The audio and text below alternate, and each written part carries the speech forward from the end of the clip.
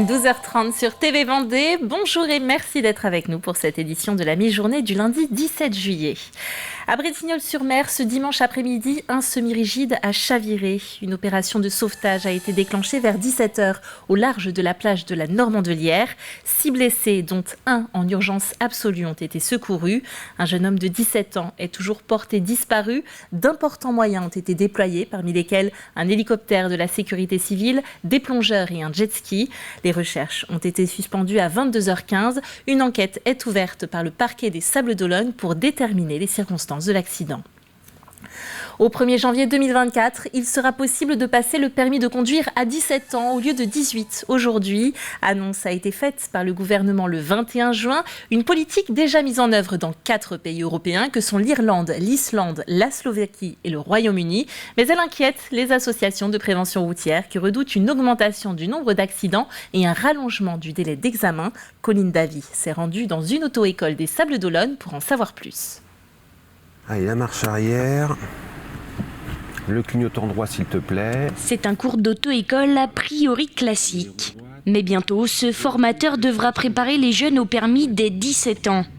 La loi du 21 juin 2023 permettra aux jeunes de conduire seuls à cet âge dès 2024. Alors, tout est question d'adaptation. Ce sera forcément un public qui sera moins mature. Alors on a l'habitude d'avoir des publics qui sont moins matures parce qu'on fait aussi en Vendée pas mal de conduite accompagnée, donc on est habitué à ça. Par contre là on parle de permis, pour un examen de conduite en permis. Et des fois on se retrouve avec un public qui n'a jamais touché de scooter, jamais d'engin motorisé. Donc on passe du vélo à une voiture, donc la marche est très importante au niveau formation. C'est loin d'être infaisable, c'est sûr, mais ça demande un travail différent. En Vendée, cela risque de poser quelques difficultés, à commencer par le nombre de formateurs. Car s'il doit augmenter pour satisfaire la demande, les auto-écoles peinent déjà à recruter. Il va falloir quand même que nous, formateurs, on puisse donc renforcer nos équipes de formateurs, qui est un petit peu actuellement limite par le recrutement. Et il va falloir aussi qu'au niveau des examens du permis de conduire, les services de l'État puissent mettre suffisamment d'examinateurs en vis-à-vis. Selon le gouvernement, les effectifs seront prêts en temps et en heure, mais contactés à plusieurs reprises, aucun représentant départemental n'a répondu pour le confirmer. Autre interrogation, le coût du permis de conduire, car le taux de réussite au premier passage n'est que de 57% actuellement. Le prix et les délais sont liés puisque forcément plus ça va être long pour passer l'examen, plus vous devrez maintenir ce que vous avez appris en leçon et donc reprendre des leçons de conduite.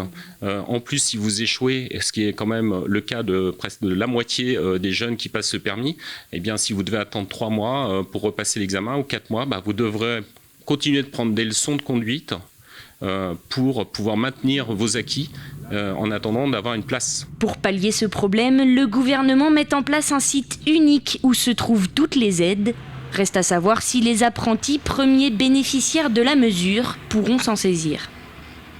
Noirmoutier s'illustre de belle manière sur le Tour de France. Le Vendéen Mathieu Burgodeau du Team Total Énergie a fait 2e à Belleville-en-Beaujolais jeudi et 3e au sommet de Saint-Gervais. Il sera avec nous dans notre édition de ce soir. Et un autre Vendéen que l'on peut croiser sur les routes du Tour, c'est David Botton.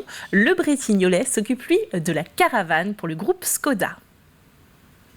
Dans le Tour de France, on a toute la route, on roule en quinconce. Là, on passait vraiment l'un derrière les autres, collés, un peu comme l'Alpe d'Huez. Même à la fin de l'étape, on était plusieurs à le comparer à l'Alpe d'Huez, tellement c'était vraiment chouette. Et c'est toute cette communion avec le public qui est vraiment agréable, parce qu'on fait un travail. Mais à côté de ça, en fait, les gens sont là, donc il faut en prendre soin, il faut faire attention à eux. Mais en fait, c'est vraiment la fête partout. Donc c'est ça qui est vraiment agréable. Et sur la route, on n'oublie pas de faire une pause toutes les 2 heures. Et c'est encore plus sympa quand les animations sont prévues sur les aires de repos. À Saint-Hermine, l'aire de la Vendée avait des airs folkloriques. Alexandre Debray s'y est rendu pour nous. Tu me donnes du café ? Sur l'aire de la Vendée ce samedi midi, les automobilistes rechargent les batteries. Le trafic est important et les places sont rares. Certains ont même pris la route plus tôt pour en trouver, comme ses amis venus de Limoges. C'est calme. On a été un petit peu surpris parce qu'il y a beaucoup de voitures, mais on n'a pas l'impression d'être envahi par la foule. C'est très agréable. C'était à l'heure du repas, donc et puis il fallait faire le plein de la voiture aussi, donc voilà, c'était l'occasion. La station l'aire de repos a aussi une station-service, donc il y avait tout ce qu'il fallait pour pouvoir faire la pause. L'autoroute reste la voie privilégiée par de nombreux automobilistes, mais les pauses ne sont pas nombreuses et choisies en fonction des aménagements de l'aire.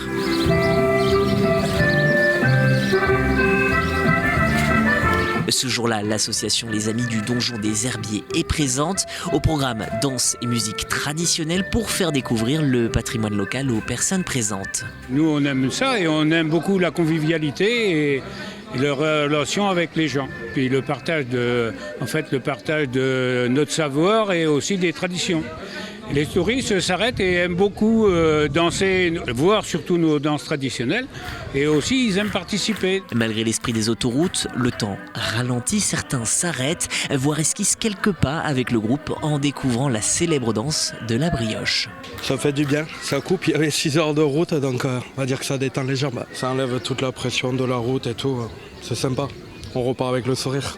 Ah, ça m'a plu, c'est sympa, c'est pour amuser le touriste de passage en Vendée, hein, c'est bien le département de la Vendée. Oui. Voilà, et bien ça meuble, ça amuse, ça détend, ça fait une coupure, on a cassé la croûte, on a bu un petit coup et maintenant on va reprendre la voiture en direction du Lot-et-Garonne. Hein.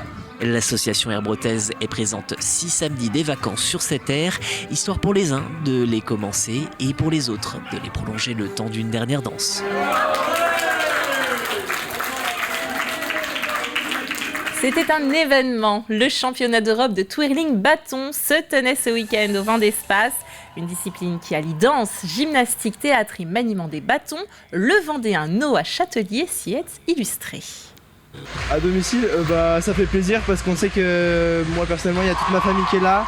Je sais qu'il y a plus de monde qui peuvent se déplacer et surtout que les Français sont plus présents pour nous porter et je trouve ça beaucoup mieux pour l'ambiance. C'est vraiment une semaine de rêve et puis ça reste un rêve d'enfant, donc quand ça se passe bien, c'est encore mieux. Ainsi s'achève ce flash demi-journée, mais on se retrouve à 18h pour une édition complète. D'ici là, passez une très belle après-midi et à bientôt sur TV Vendée.